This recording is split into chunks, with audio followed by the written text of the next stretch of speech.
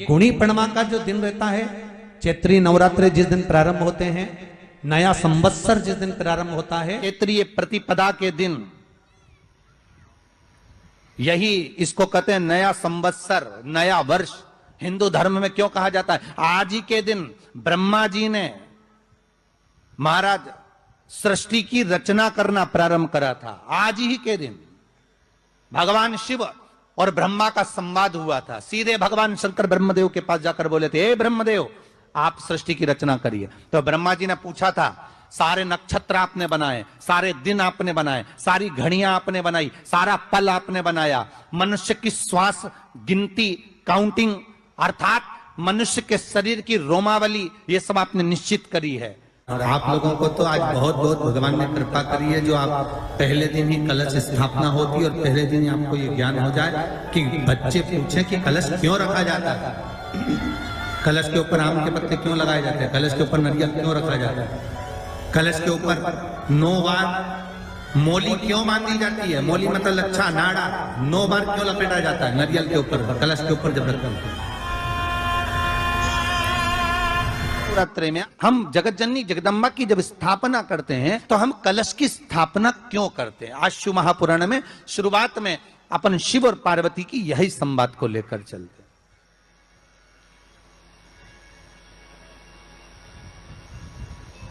आखिर कलश में ऐसा क्या है?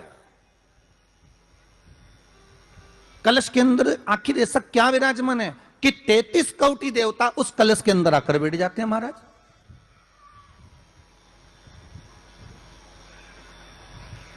शिव महापुराण की कथा कहती है महाराज, भगवान ओघड़दानी शंकर स्वयं आद्य शक्ति जगदम्बा से कहते हैं कि जगदम्बा तू क्या चाहती है बोल। तो जगत जननी जगदम्बा कहती है कि जहां मैं हूं वहां शंकर है। ये आपने कह दिया, पर जहां शंकर है वहां पार्वती का होना जरूरी है। उसके लिए सिद्ध करने के लिए एक स्थान ऐसा बनाया जाए जहां पर शंकर विराजमान है और शंकर के साथ पार्वती विराजमान है। तो शिव जी ने कहा, पार्वती उसके लिए मैं तुझे एक सुंदर कलश का निर्माण कर देता हूं। भगवान कलश का निर्माण कर रहे हैं और भगवान स्वयं ब्रह्मदेव कर रहे हैं कि आप ऐसा निर्माण कर दो जिसमें 33 कोटि देवता स्वतः विराजमान हो जाए। तो भगवान ने उस कलश का निर्माण कर दिया।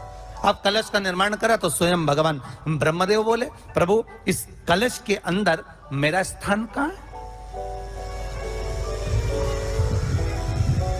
मेरा स्थान कहां है?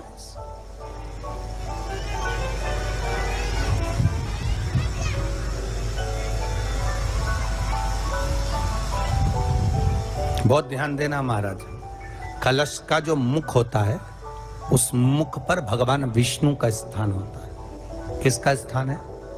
भगवान विष्णु का। थोड़ा सा नीचे आओगे, जहां से कलश का मुख दबा हुआ होता है वह जगह भगवान स्वयं शिव की होती है। किसकी जगह है? भगवान शंकर की।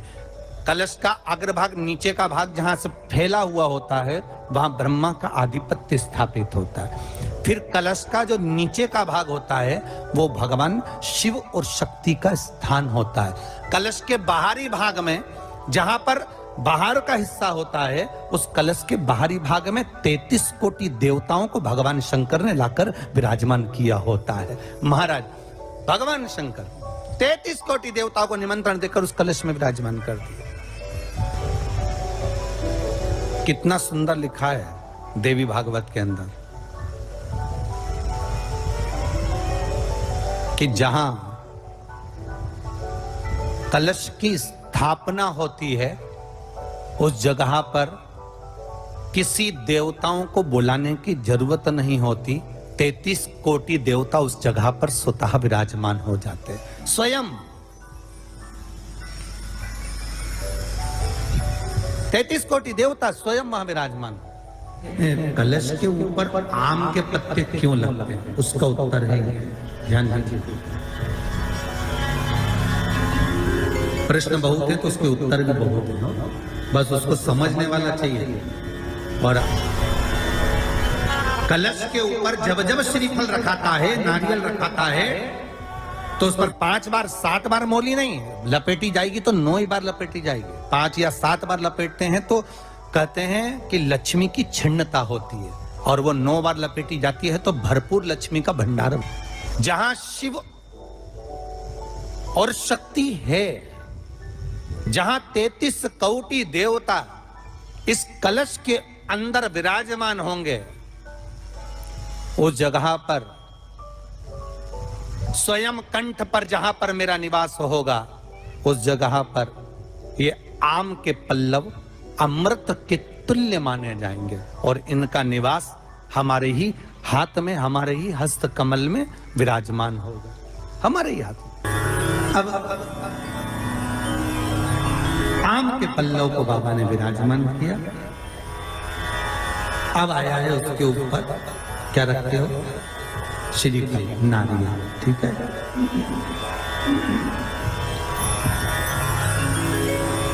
नारियल, ये नारियल किसका प्रतिबिंब है? तो कहा ये कार्तिकेय जी का प्रतिबिंब है। किसका प्रतिबिंब है? कार्तिकेय जी का। तो गणेश जी की पूजन जो कलश के रूप में होती है, तो उसके ऊपर जो श्रीफल रखाता है वो स्कंद देव है, कार्तिकेय है। वो स्कंद देव, वो कार्तिकेय है। सारे ग्रहों को शांत करने के लिए, कार्य को सिद्ध करने के लिए, कार्य की सफलता के लिए, व्यक्ति की मनोकामना पूर्ण करने के लिए कलश के ऊपर क्या रखा जाता है? जम के बोलिए, नारियल, श्रीफल रखा जाता है, जो कार्य की सफलता प्रदान। नवरात्रि में भी देवी की आराधना का एक स्मरण का सुख है महाराज। ज्योत का विधान है, नवरात्रि में देवी की ज्योत लगती है, अखंड ज्योति लगती है, जवारे बुआए जाते हैं, कलश लगता है। ज्योत का भी विधान है। जिसके यहां दिया अखंड जलाया जाता है, अगर वो दिए की लो, दिए की बाती अगर दक्षिण दिशा की होती है, तो उसके घर में साल भर में एक घात जरूर होती है।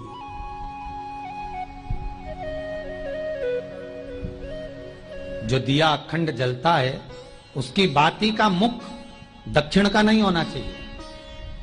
अगर आपने देवी भागवत का स्मरण कराओ, देवी भागवत को अगर सुना हो, तो देवी भागवत में स्पष्ट किया गया कि पूर्व की ओर मुख करा हुआ दिया, अर्थात पूर्व की ओर ज्योत जो जलाई जाती है, वो संपदा की वृद्धि करती है। पश्चिम की ओर मुख कर कर जो ज्योत लगाई जाती है महाराज, वो वैभव को देती है। और उत्तर की ओर जो मुख कर कर ज्योत जलाई जाती है, उत्तर की ओर जो ज्योत का मुख रहता है, वो आयु की वृद्धि करती है, घर में अकाल मौत को रोकती है।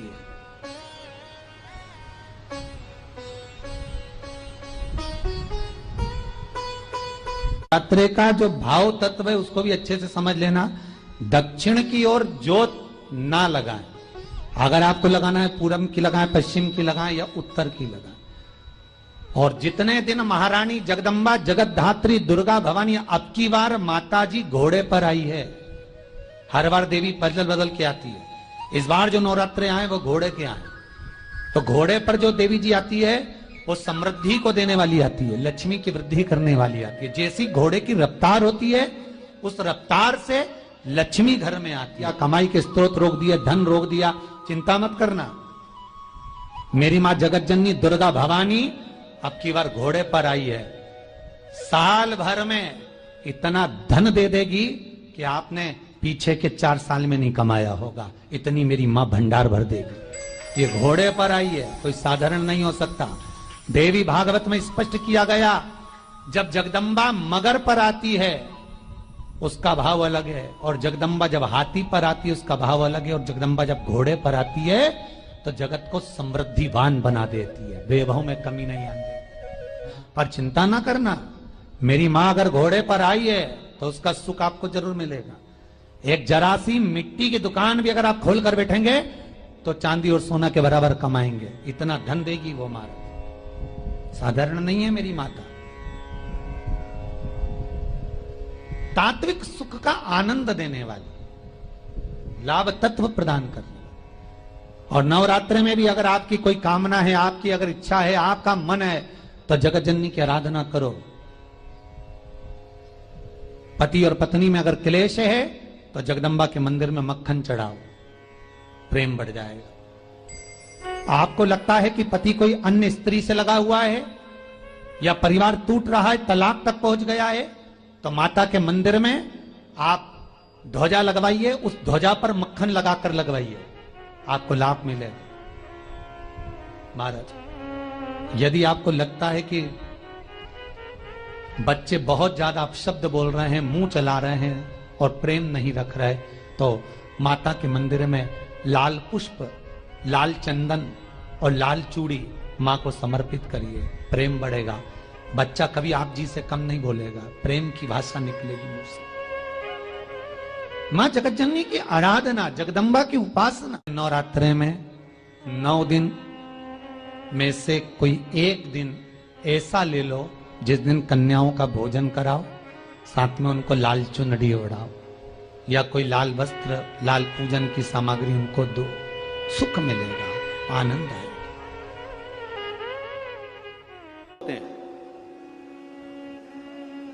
उसको बोने का कारण क्या है?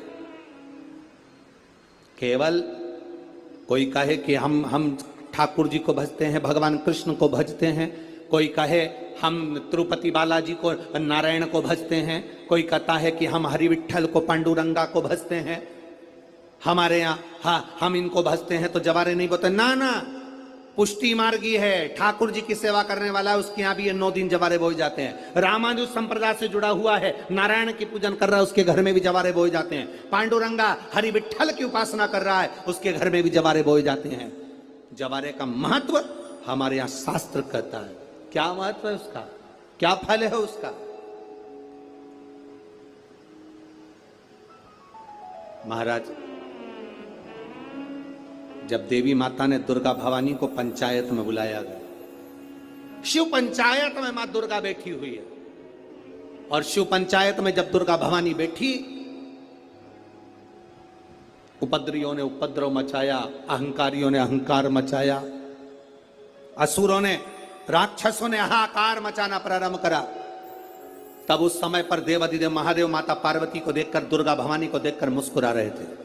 केवल शिव मुस्कुरा रहे हैं, पार्वती को देखकर, दुर्गा भवानी को देखकर, मां जगत जननी को देखकर केवल मुस्कुरा रहे हैं। तब देवता सूर्य नारायण ने भगवान शिव जी को देखकर हाथ जोड़कर प्रार्थना करी।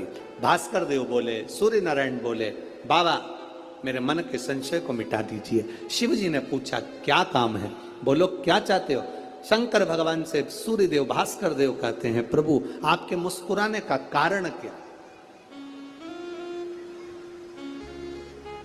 भारत की भूमि पर जितनी जगह पर भी आप लोग कथा सुन रहे हो, आस्था चैनल पर, फेसबुक, यूट्यूब पर जितने लोग कथा सुन रहे हो, बड़े ध्यान से सुनना कि जवारे क्यों बोए जाते हैं। नवरात्रि में जवारे की महत्वता क्यों होती है,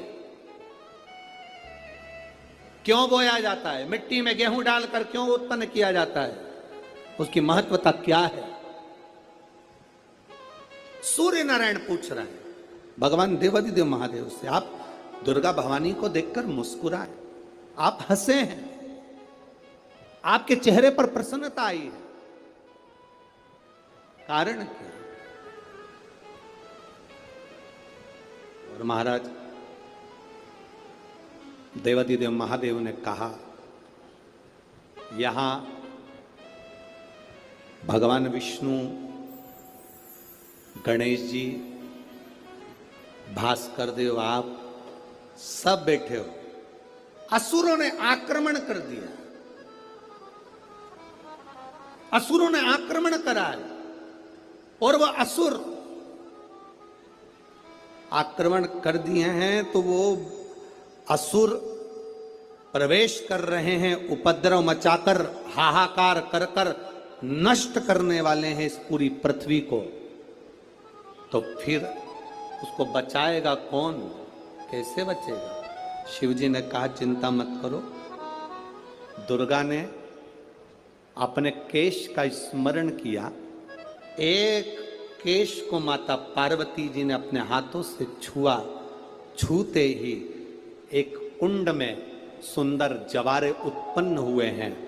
जब तक वो जवारे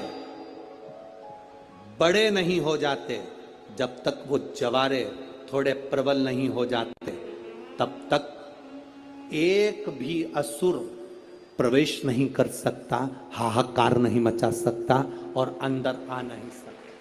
शिव महापुराण की कथा कहती है, जवारे जिसके यहाँ बोए जाते हैं, जवारे का, आप लोग कहते हैं कहीं पर देवी जी बैठी हैं, किसी के यहाँ मिट्टी की मूर्ति आई 21 फीट की, 41 फीट की, 15 फीट की, 10 फीट की, 25 फीट की देवी जी की प्रतिमा स्थापना हुई।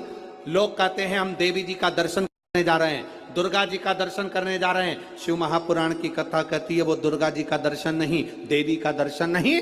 नवरात्रे में जहां जवारे बोए जाते हैं वहां मात्र आप पांव रखते हैं तो अपने घर में से क्लेश दूर हट जाता है, अहंकार दूर हट जाता है, अभिमतता दूर हट जाती है, तकलीफें दूर हट जाती है। जिसके घर में जवारे बोए जाते हैं वहां से अहंकार, काम, लोभ, आसक्ति, वासना, तृष्णा और दुख, तकलीफें दूर हट जाती है। तो जवारे का मूल तत्व आनंद, सुख।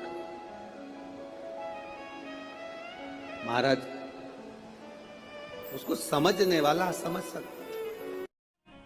हिंदू धर्म के भीतर 4 तरह की बंदरवाल होती है। पहली, आम के पत्ते की बंदरवाल। जब हमारे यहाँ सत्यनारायण भगवान की कथा करते हैं, ब्याह होता है, शादी होती है, शुभ कार्य होता है, तो दरवाजे पर आम की बंदरवाल लगती है। ये शुभ कार्य की सूचक है। दूसरे नंबर पर है पीपल के पत्ते की बंदरवाल। ये अमावस्या के एक दिन पहले लगती है और अमावस्या के दूसरे दिन उतरती है और इसको फिर ठंडा कर दिया जाता है। ये जिसके घर में पितृदोष होता है, 1 रुपए कमाओ 100 रुपए खर्च वाला काम हो या मानसिक टेंशन कुछ चल रहा हो, तो पीपल के पत्ते की बंदरवाल लगाई जाती है। तीसरे नंबर पर होती है नीम की बंदरवाल। ये गुणी पूर्णिमा का जो दिन रहता है, चैत्री नवरात्रे जिस दिन प्रारंभ होते हैं, नया संवत्सर जिस दिन प्रारंभ होता है, उस दिन नीम के पत्ते की बंदरवाल लगती है, जो नवरात्रि के 9 दिन तक दरवाजे के बाहर लगी होती है, जिससे घर में कोई नई बीमारी प्रवेश नहीं करती, वो बीमारी बाहर निकल जाती है। इसको नीम के पत्ते की बंदरवाल। चौथे नंबर की होती है आम के पल्लव, आम के पत्ते, पीपल के पत्ते और नीम के पत्ते, इन तीनों की बंदरवाल। ये बंदरवाल दशहरे के दिन लगती है। 10वीं तिथि को लगकर एकादशी, द्वादशी तक लगी रहती है और त्रयोदशी के दिन इसको निकालकर विसर्जन कर दिया जाता है। ये जिस घर में लोग चिड़चिड़ प्रवृत्ति करते हो, क्रोध उत्पन्न होता हो, घर में सामंजस्य नहीं बन रहा हो, आपस में क्लेश बढ़ रहा हो, कोई किसी की नहीं सुनता हो, तब ये आम के पत्ते की, पीपल की और नीम के पत्ते की पल्लव बंदरवाल लगाई जाती है। ये दशहरे के दिन 10वीं के दिन लगती है। 10वीं, एकादशी, द्वादशी और त्रयोदशी के दिन इसको निकाल दिया जाता है। महाराज ये एक बंदरवाल ये आप लोगों के यहाँ नियम है कि नहीं हम लोगों को नहीं मालूम, पर हमारे इधर मध्य प्रदेश का एक नियम है। नवरात्रे आते हैं चैत्र के, नवरात्रे आते हैं शरदीय, तो हमारे घरों की माताएं 1 लोटा जल लेकर शिव मंदिर तो जाती ही हैं, साथ में दुर्गा भवानी के मंदिर में भी जाकर छोटी छोटी सी, जहाँ शीतला माता का मंदिर होता है, देवी का मंदिर होता है, वहाँ पर जल समर्पित करती हैं। कई जगह पर, जिस जगह पर प्राण प्रतिष्ठा हुई है और प्राचीन मंदिर है, तो वहां छोटी छोटी मूर्तियों पर रख दिया जाता है और वो जल माए चढ़ाते। शीतला माता के मंदिर में, देवी माता के मंदिर, जो मांगो मिले, क्यों नहीं। और फिर निवेदन करेंगे से नवरात्रे प्रारंभ हुए हैं 9 दिन तक। नवरात्रे के 9 दिन अगर आपको ऐसा लगता है कि शिवजी आप बाबा मेरी नहीं सुन रहा, बहुत संघर्ष का जीवन चल रहा है, बहुत परेशानी का जीवन चल रहा है, बहुत कष्ट का जीवन चल रहा है और कोई मंजिल, कोई राह, कोई मार्ग दिख ही नहीं रहा,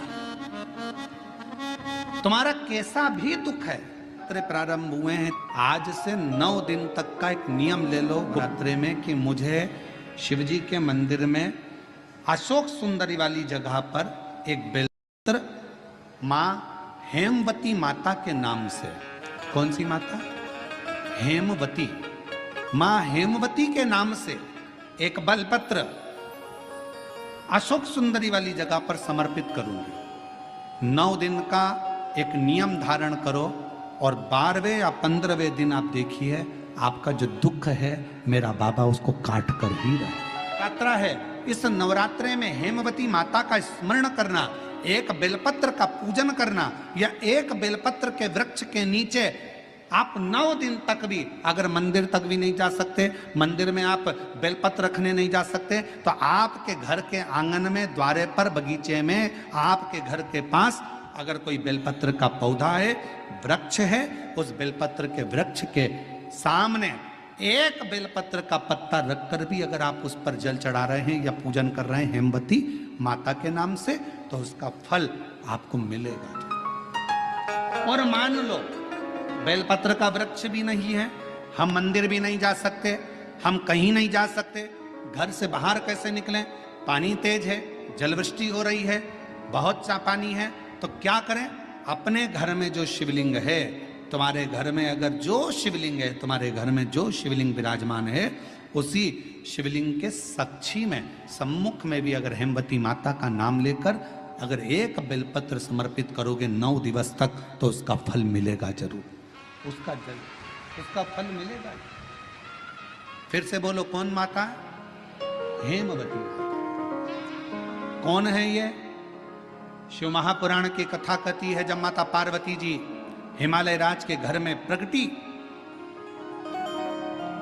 और हिमालयों की कंदरा में बैठकर मां पार्वती जी तप साधना में लीन हुई। जितनी परीक्षा भगवान शंकर ले सकते थे, शिव जी ने सारी परीक्षा ली। ब्रह्मदेव परीक्षा लेने आए, भगवान नारायण परीक्षा लेने आए, इंद्रदेव आए, सप्तऋषि आए, सारे साधु संतों को परीक्षा लेने भेजा, पर मां उन परीक्षाओं में पास होती चली गई। तब भगवान शंकर ने दर्शन देकर कहा, पार्वती आज से तुम्हारा नाम हेमवती रहेगा। सुनो पार्वती, तुम्हारे इस नाम की आराधना जो तुम्हारे गुप्त स्वरूप में करेगा, उसको मनवांछित फल की प्राप्ति हो जाएगी। और वो फल, आज कथा अगर प्रारंभ हुई है और आप लोगों को मौका मिला है, तो इस कथा का स्मरण अपने जीवन में जरूर करें। नवरात्रि चल रही है, नवरात्रे में अब आप देखेंगे नवरात्रे में कोई पांव में चप्पल नहीं पहनेगा। बोलो बोलो, सही है कि गलत है? कई लोग 9 दिन तक नियम लेंगे, हम पांव में चप्पल नहीं पहनेंगे। कोई लोग नियम लेंगे कि हम 9 दिन तक भोजन नहीं करेंगे, हम अन्न का त्याग करते हैं। कोई 9 दिन तक नियम रखेगा, मैं लौंग पर व्रत रखूंगा 9 दिन। कोई व्रत रखेगा, मैं 9 दिन तक केवल 1 गिलास दूध पर व्रत करूंगा। कोई लोग व्रत करेंगे कि मैं 9 दिन तक गलत चीजों का त्याग कर दूंगा। कोई नियम लेंगे कि 9 दिन तक मैं पैदल चलकर माता रानी के मंदिर तक, देवी के मंदिर तक जाऊंगा। कितने दिन? जम के बोलो जरा, 9 दिन। और जो बाकी के दिन है वो केवल 9 दिन। बाकी के दिन क्या? वैसे ही जाने दो। शिव महापुराण की कथा कहती है ये 9 दिन तुम चप्पल पहनो मत पहनो, 9 दिन तुम माता के दरवाजे जाओ मत जाओ, 9 दिन तुम उपास रखो ना रखो, 9 दिन तुम अन्न त्यागो ना त्यागो। और शिव महापुराण की कथा कहती है, मां आद्य शक्ति के चरित्र का वर्णन करते हुए कहती है कि 9 दिन तुम्हारे प्रत्येक दिन तुम एक संकल्प ऐसा लो कि मैं अपने सामने, अपने क्षेत्र में, अपने मोहल्ले में, अपनी कॉलोनी में, अपनी सोसाइटी में किसी छोटी बच्ची के साथ कभी कोई गलत कृत्य नहीं होने दूंगा। 9 दिन में दूसरा नियम लो, हमारे मोहल्ले में, हमारे क्षेत्र में, हमारी कॉलोनी में, हमारी सोसाइटी में मैं कभी अपनी सोसाइटी में, अपनी कॉलोनी में, अपने क्षेत्र में कोई गलत व्यसन नहीं होने दूंगा। तीसरे दिन फिर नियम लो, मैं अपने क्षेत्र की बेटियों के प्रति, अपने क्षेत्र की बेटियों को, अपने क्षेत्र की छोटी छोटी बेटियों को, बेटियों के लिए मैं स्वयं आगे बढ़कर उनको शस्त्र की, तलवार की, शस्त्र की विद्या प्रदान करूंगा। चौथे दिन नियम लो। मैं माता रानी के चौथे दिन नियम लेता हूं कि मैं अपनी नवरात्रि में, इस नवरात्रि में चौथे दिन का नियम धारण करता हूं कि मैं अपने क्षेत्र की बेटियों को शास्त्र की विद्या दूंगा, गीता की विद्या दूंगा, रामायण की विद्या दूंगा। पांचवें दिन का नियम लो। मैं पांचवें दिन का नियम लेता हूं कि मेरे क्षेत्र की बहन बेटियों के लिए, मैं पांचवें दिन का नियम लेता हूं कि मेरे क्षेत्र की बहन बेटियां अगर आधी रात को भी कहीं जा रही हैं, हॉस्पिटल जा रही हैं, कहीं किसी कार्य से जा रही हैं, रिश्तेदार के यहां जा रही हैं, मेरे क्षेत्र में उनको भय उत्पन्न नहीं होगा, मेरा बल इतना प्रबल रहेगा। सातवें दिन नवरात्रि में नियम ले लो कि मेरे अपने क्षेत्र में जितने छोटे बच्चे हैं, जितनी छोटी बेटियां हैं, जितने छोटे बच्चे हैं, इन छोटे बच्चों को मैं संस्कारों से जोड़ूंगा। आठवें दिन का नियम ले लो कि मेरे क्षेत्र की बहन बेटियों को, मेरे क्षेत्र की बेटियों को अगर जीवन में थोड़ा सा भी दुख आएगा तो उनके लिए ये भाई जैसे बेटा जैसा खड़ा की खड़ा ही रहेगा। 90 दिन का नियम ले लो कि मेरे क्षेत्र की बहन बेटियों को कोई आंख उठाकर ना देखे, ये 90 दिन का नियम है। चप्पल छोड़ने से नियम नहीं होता, अन्न छोड़ देने से नियम नहीं होता, वस्त्र छोड़ देने से नियम नहीं होता, आभूषण छोड़ देने से नियम नहीं होता। अपने भीतर माता रानी के 9 दिन तक 9 संकल्प अपने भीतर धारण करो। जब 9 संकल्प हमारे भीतर धारण होंगे तो हमारा नवरात्रा एक दिन का नहीं, हमारा नवरात्रा पूरे साल का होगा। केवल 9 दिन के लिए मैं चप्पल छोड़ दूंगा, केवल 9 दिन के लिए मैं अन्न छोड़ दूंगा, केवल 9 दिन के लिए मैं 1 गिलास दूध पर नवरात्रि करूंगा, मैं 9 दिन तक लौंग खाकर व्रत करूंगा। 9 दिन तुम्हारे भीतर संकल्प होना चाहिए।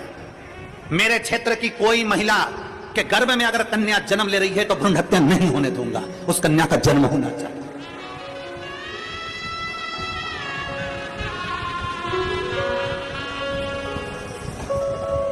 अपने 9 नियम बनाइए, अपने 9 नियम बनाइए। केवल रोटी नहीं खाऊंगा, 9 दिन रोटी नहीं खाऊंगा, पर दुनिया के प्राण खाऊंगा। 9 दिन में 1 गिलास दूध लेकर व्रत करूंगा, और जैसे ही दशहरा आएगा दूसरे दिन हो जाए। अरे त्याग, दूध का नियम ले रहा है कि 1 गिलास दूध पे 9 दिन निकालूंगा। व्रत ले कि ये 9 दिन तो दूध पर, और 10वें दिन से जो मैं गलत चीज पीता था, मदिरा का पान करता था, उसको त्यागता हूं। तो देवी जी प्रसन्न होगी, तो दुर्गा प्रसन्न होगी, तो जगत जननी प्रसन्न होगी। केवल 9 दिन, केवल 9 दिन ना। खूब भगवान का भजन करो। गरबा करना आता है आप लोगों को? अरे बोलो तो जम के आते। गरबे में बस ऐसे ऐसे हाथ हिलाते रहो तो गरबा हो जाता है। गरबे में ये 2 हाथों का मिलना जरूरी होता है।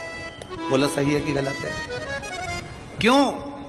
माँ जगदम्बा दुर्गा भवानी के दरबार में ये 2 हाथों से ताली बजाते हुए गरबा होता है। क्यों?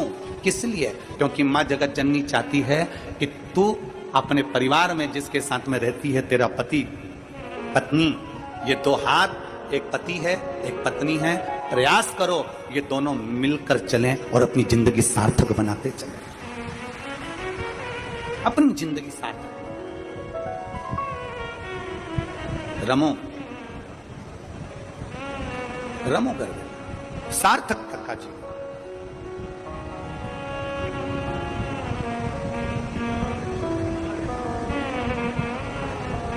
सार्थकता का जीवन।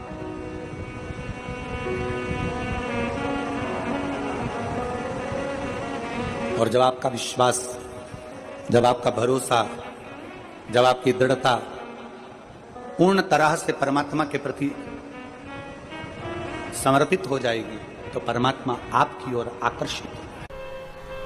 परंतु एक बात तो ध्यान दीजिएगा, जैसे 23 घंटा पूरे परिवार को दे रहे हो ना, तो परिवार के सिवाय आप भगवान का नाम भी नहीं ले रहे हो। क्योंकि जब आप काम में लगे रहते हो ना, किसी पारिवारिक सोफे पे बैठकर, जब शादी ब्याहों में कोई फंक्शन में जब तुम बात करने बैठते हो ना, गप्पे लगाने, तो फिर तुम्हें भगवान थोड़ा ना याद आता। तुम तो परिवार में ऐसे भूल जाते हो कि बस अब तो अपनी, और पाँव पसारे और लंबा पाँव करा और इधर सोफे पर हाथ रखा और इधर 2-4 काका ने, बुआ ने, फूफा ने सब बैठ गए और जो बात चालू हुई, फिर तुमने भगवान को कौन गिन रहा? फिर कौन भगवान का भजन कर रहा है?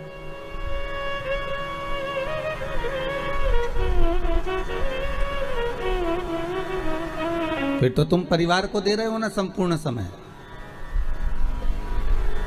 और अगर आप परिवार को संपूर्ण समय दे रहे हो तो एक निवेदन और स्वीकार करिएगा कि 23 घंटे अगर अपने परिवार को दिए हैं तो 1 घंटा परमात्मा को अगर दे रहे हो तो उस परमात्मा के समय में फिर परिवार नहीं आना चाहिए।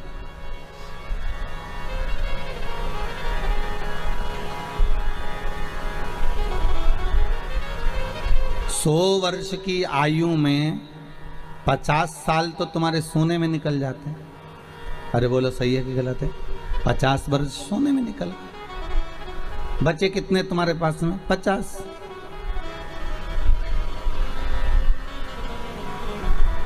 और उसमें भी 25 साल तो तुम्हें ये सोचने में निकल जाते हैं कि फिर कमाना कैसे है, आगे कैसे बढ़ना है, नौकरी व्यापार कैसे करना है, विद्या अध्ययन कैसे करना है, विद्या अध्ययन कैसे करना है, कैसे अपन को आगे बढ़ना है। कितने साल निकल गए? अब कितने बच्चे तुम्हारे पास में? मात्र 25। और 25 वर्ष में भी तुमको ये व्यवस्था करने में लग जाते हो कि बहन के घर जाना है, बच्चों का ब्याह करना है, शादी करना है, थोड़ा सा पैसा कमा कर एकत्रित करना है। मालूम पड़े वो 25 साल में से 10-12 साल तो तुम्हारे इसी में निकल गए। बचे कुछ थे थोड़े बहुत 5-10 साल बचे और वो ऐसी ही जिंदगी में निकाल दिए। भगवत नाम तो हुआ ही कहाँ।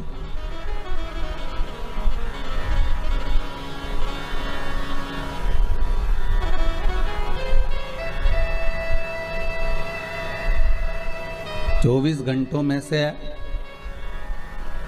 कुछ समय हमने सोने में निकाल दिया, कुछ समय हमने भोग और विलास में निकाल दिया, कुछ समय हमने कमाने में निकाल दिया। समय हाथ से जाता रहा।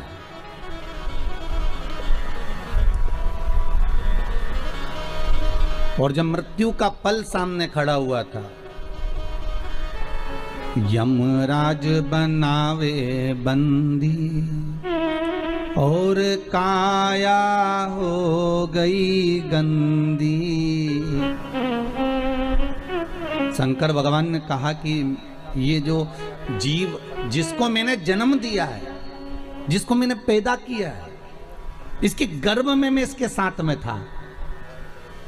परिवार वाले तो बाद में जब इसको बाहर निकाला गया, गोदी में लाकर दिया गया और ये डॉक्टर सिस्टर ने जब इसको गोदी में दिया तब लोगों ने प्रेम करा, तब इस लोगों ने स्नेह करा, तब लोगों ने इसको गोदी में लिया। पर इसके बाद तो जनता ने इसको संभाल लिया, फिर दुनिया ने इसको साथ लिया, पर अंदर तो मैं ही था 9 महीने तक। और आग लगाने तक भी परिवार वाले संभाल लेंगे, माना मुझे, पर आग लगाने के बाद कोई नहीं संभालेगा। आग लगाने के बाद तो एक ही संभालेगा। कौन? कालों का काल। जम के तो बोलो, कालों का काल महाकाल। बस वही संभालेगा। फिर वो कहता है कि गले में लगाऊंगा। जब दुनिया चली जाएगी ना, धधकती हुई अग्नि में, धधकती हुई अग्नि में तुमने एक बार भी अगर शंकर का अनुमोदन करा है, शिव महापुराण का स्मरण करा है, शंकर की कथा का रसास्वादन ग्रहण करा है, शंकर की कथा को सुना है, तुमने अगर शिव का अनुमोदन करा है, तुमने शंकर की भक्ति को धारण करा है, तुमने शंकर के नाम स्मरण को धारण करा है, तो उस शिव का स्मरण कब होगा? जब लोग आग लगाकर चले जाएंगे, तब शंकर तुम्हारे से लिपटने के लिए आएगा। तुम्हारी उस भस्म को, तुम्हारे उस भस्म को अपने शरीर पर धारण करेगा कि ये मेरा है, ये मेरा।